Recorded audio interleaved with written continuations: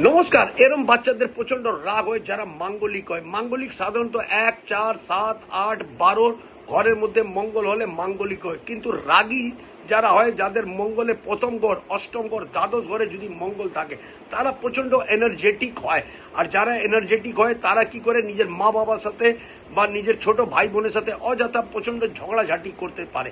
তাদের মধ্যে প্রচন্ড এনার্জি থাকে। তাদের এনার্জিকে ডাউন করার জন্য বা রাগকে কমাবার জন্য আপনারা তাদের প্রচন্ড জগিং করাবেন, ছোটাবেন। যত ছুটবে তাদের ঘাম বেরোবে, ঘাম বেরোলেই তারা টায়ার্ড হয়ে যাবে, টায়ার্ড হয়ে গেলেই তারা চটজলদি ঘুমিয়ে যাবে আর চটজলদি উঠবে।